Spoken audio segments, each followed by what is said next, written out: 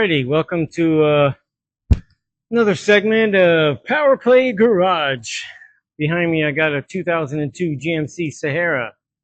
Yeah, I actually painted this vehicle some time ago and done some other mechanical things for her. And today it got delivered on a flatbed. Reason being is it wouldn't fire up. It cranked, but no fire. And as you can see, in here, it's running. And what it ended up being is the first most prominent thing was actually the fuel filter, which is on the driver's side frame rail. And it's actually it's halfway, I think, between the two tires. It's somewhere in the door, between the door jamb of the main door and the, they say, passenger door. But that's roughly where it's at. And it's not a really expensive part, but this one, based on the undercoating that's on there, which was done on this vehicle back in 2002, that undercoating is on there. Yeah, it is. So I think it's original, which would explain it. And then when I got it off and out, and where it would actually go into, once it tilted down, a whole lot of black stuff came flowing out with it. So the other part, I think it is because just the way it's running, I believe where she got fuel, which was a racetrack, and she filled it up. Not a big fan of fuel at the racetrack, unless it's a brand new establishment, then the tanks are new and everything to go with it. And at the same time, I haven't heard anything good about racetrack's fuel.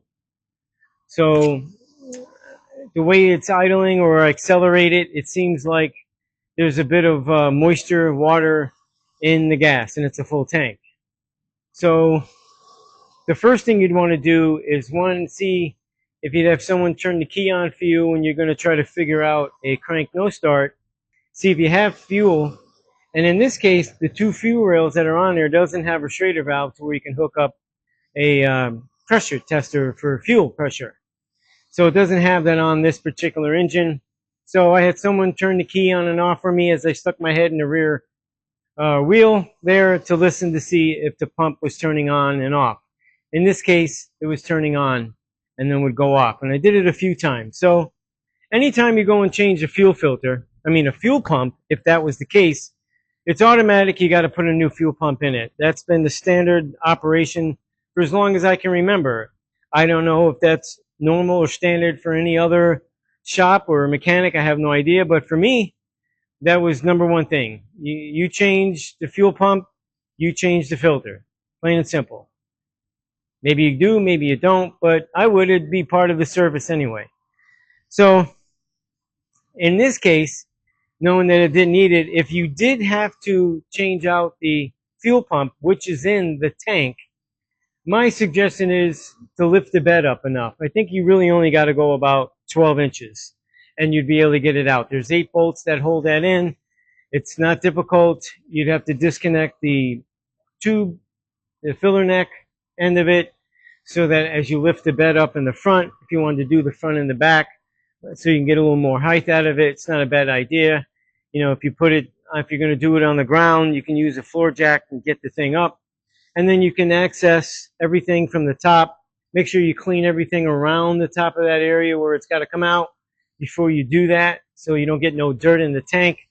And it's a lot safer and cleaner to do it that way. Because if the tank is full, and if you don't have that type of lift to where you can handle a tank that's as long as these are, you're going to get this thing going on. It's a lot of weight. If it's a 25-gallon tank, times that by 8.8, it's what a gallon of liquid weighs. It's some weight to add up, and try to balance it. So it's not running so smooth right now, and I'm going to suggest to the client that, you run it as much as you can and get that old gas out. I already told her when this gas tank is almost empty, we'll get another fuel filter and change it out and see what it looks like. But that's pretty much that. But the first thing I did too is, before I went any further, I did check inside the fuse box here. There is a relay for that fuel pump, and I checked that as well, and that was operating just fine. Just don't assume that you need a fuel pump, if you get a crank no start when it comes to the fuel side of things. So I checked inside here, and then I went further down there, and then got the filter, changed it, and now we got her fired up. As you can tell, it's still running. So, and it is about the 2002 GMC Sahara. The fuel issue, the fuel pump, I think, is getting weak. It did need plugs. It did a few other tests, and ends up, unfortunately, I have to put a fuel pump in it. So in the meantime, I've already decided that I was going to lift the bed up with the truck. I've done it both ways, dropped the tank. Depending on how much fuel is in the tank, I drained probably 98% of the fuel out of there before doing anything, because I think she did get bad fuel. It doesn't even smell right. But anyway, it's 8 bolts, even on a short bed. They're not hard to get at. It's pretty easy. 18 millimeter actual socket will take care of that problem right there. And when you go to remove, say, the filler neck, the best way to do it is up from the top. Let me show you. There's 3 bolts, or I should say 3 screws. Like, you unscrew those 3, and actually the ground is hooked up to that housing as well. So you just take those 3 out, and you're good to go. There's no anything else that you have to disconnect. It all works out well. And I have decided to do it on the ground here, basically, instead of using a lift, because my lifts are a little bit bigger, and this is a short bed, and I didn't know whether or not it would fit right with the arms to lift it. So the heck with that. I got 2 floor jacks. I lifted it up 4 inches in the front, 4 inches in the back, and then I went back to the front, and you take it up high enough to get the setup out of it, the whole sending unit.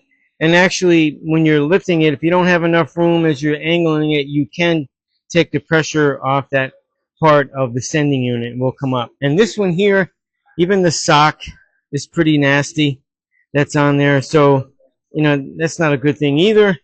But nevertheless, it's being changed. It gets weak after it runs a little, because I was able to drive it maybe a total of a mile, and then it would start cutting off on me.